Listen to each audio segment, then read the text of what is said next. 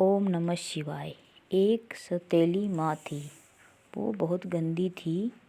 वो अपनी सौतेली बेटी को बहुत तंग किया करती थी। वो उसको रोज़ घर का काम करवाती और उसको खाने को भी कभी देती थी, कभी नहीं दिया करती थी। वो लड़की भोले बाबा को बहुत मानती थी। भोले बाबा ओम नमः शिवाय, ओम नमः शिवाय सारा दिन करती रहती थी। कुछ नहीं अपनी माँ को बोलती थी। फिर ऐसे करते करते हर दिन ऐसे निकलता रहा। फिर एक दिन शिवरात्रि का व्रत आया। उस दिन उसने व्रत रखा था। फिर वो अपनी माँ को कहने लगी, माँ मुझे फल लाना है, आप मुझे थोड़े रुपए दे दो, मैं भोले बाबा को फल चढ़ाऊँगी। इतना सुनते उसकी माँ ने बोला, हमारे पास फालतू पैसा नहीं है। फिर वो बेचारी रोती रोती वहाँ से चली गई। सारा दिन घर का काम करती भूखी प्यासी लगी हुई थी।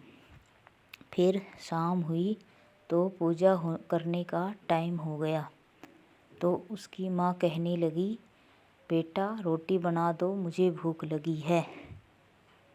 तो वो कहने लगी कि रोटी अभी माँ रुक जाओ, मैं ठहर के बना दूँगी, मैं पूजा कर लूँ, शाम का पहर हो रहा है। तो उसकी माँ को बहुत गुस्सा आया। उसकी माँ ने उसे खूब मारा कि मेरी बात नहीं मानती है, मेरे से ज़िद करती है। जब मैं कह रही हूँ मुझे रोटी बना कर दे तो तू मेरे से ज़िद करती है। उसको बहुत मारा, इतना मारा कि वो पूरी घायल हो गई। और वो रोती रोती ओम नमः शिवाय करती सो गई। फिर शिवजी भगवान जी उसके सपने में आए। बेटा अब तू दुखी नहीं रहेगी। ऐसा कहकर शिवजी भगवान वहाँ से चले गए। फिर जब सुबह आँख खुली तो देखा उसकी माँ कह रही है, अरे महारानी आज उठेगी नहीं क्या? घर का सारा काम पड़ा है, खड़ी हो जा। तो वो कहने लगी, माँ आज मेरी थोड़ी तबीयत ख़राब है, मेरे से घर का काम नहीं होगा।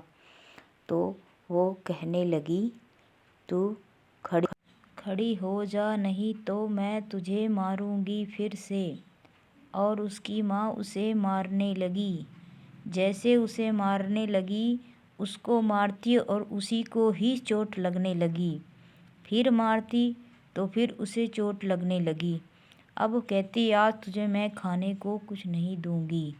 और अब वो खाना खाती तो उसके पेट में जाता और वो खुद भूखी रह जाती। जब भी उसे मारती तो उसको चोट लगती, अगर उसे भूखा रखती तो वो खुद भूखी रहने लगी।